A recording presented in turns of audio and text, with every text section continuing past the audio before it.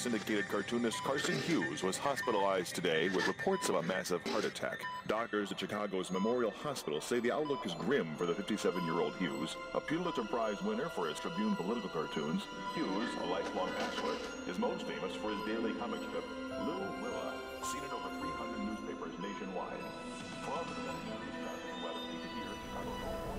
Hello there, App Spy viewers. My name's Peter, and this is a hands-on video for you. I'm going hands-on with Dream Revenant from Bulky Pix, and this video is just going to show you, some of the very early bits of the start of the game, because it is very much story-driven, and I don't want to give too much away.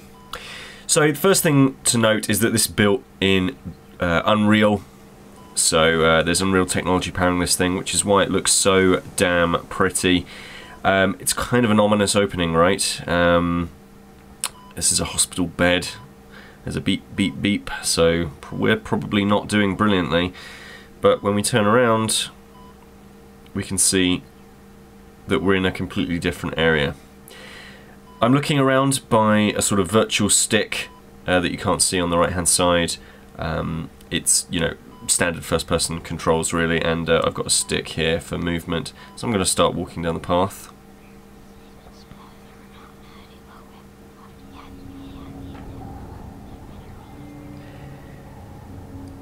The game is focused very much on its story, very much on its visuals, and very much on providing a slightly strange tale. One that you'll have to unravel. If I had to liken it to something else, I would say that it was a bit like Dear Esther, or the equally good Gone Home. It's certainly pretty enough to kind of look at that. I mean, it's definitely pretty enough to stand up to games like that. So let's kind of wander forward, shall we, just to begin with. So we're going to head on down this path.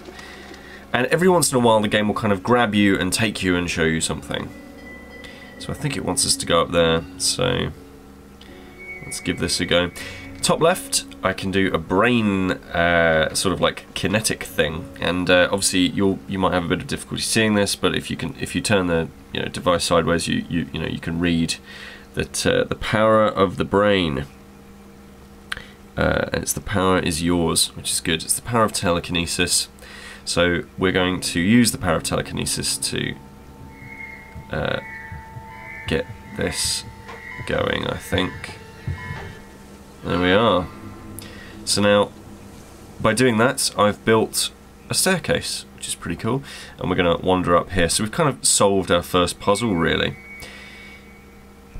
If I tap that, then I can try and put these together, but unfortunately I don't have any tools.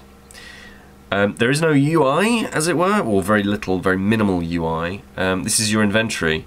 It's actually kind of behind you all of the time, which is kind of cool. But yeah, we don't have anything to kind of hammer some nails in to keep those boards going. So let's have a quick wander back, see if we missed anything. What's over here? Oh, aha! So there we have our shiny hammer. So we're putting that into our inventory, and we will wander on back up to where we were. So we did our telekinesis thing here, of course, and we're wandering over here. And then we tap the top left button, and we tap on the screen, and we're going to hammer some wood so that we can make some stairs. You might have noticed that that the minimal UI that there is has a sort of pulp aesthetic to it, like a pulp comic. The voice acting's pretty good. It's not the most convincing I've ever heard, but it's pretty good.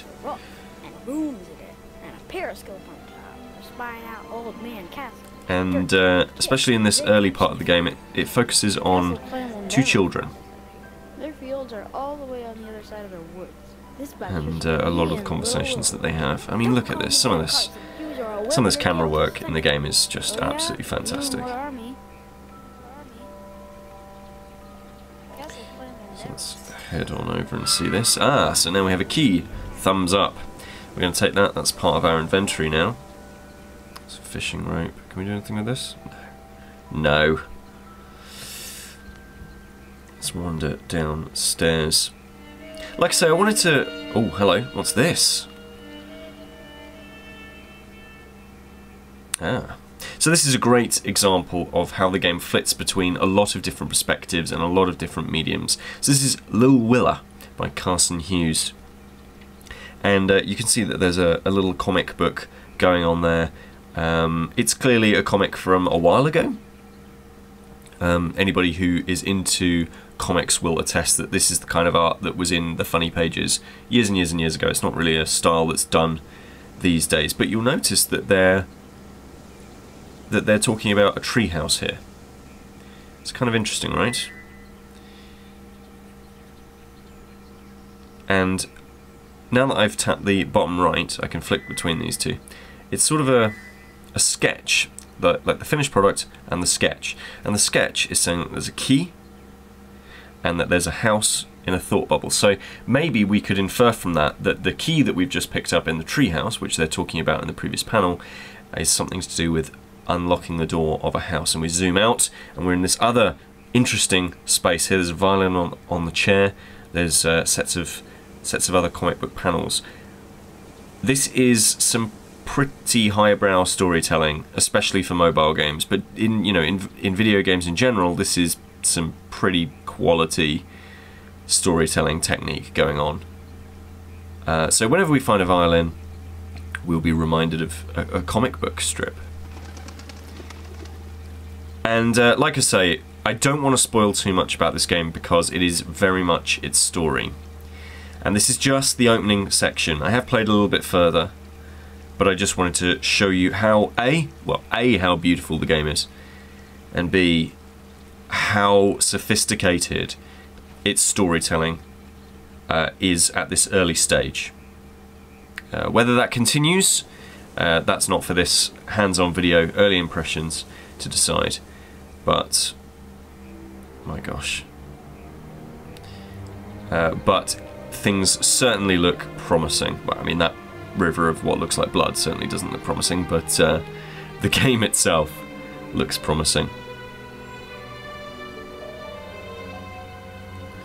Slightly chilling. There's a slightly spooky atmosphere to everything as well. And I like that. I think that it kind of adds this extra layer of creepiness to it. But it's really about figuring out who you are, what you're doing, and why you're doing it. So let's go on over here. So as we come across the crest, I'm asking you, our App Spy community, whether or not you think you'll be grabbing this one. The game's not out yet, I should say, so like I say, first impressions.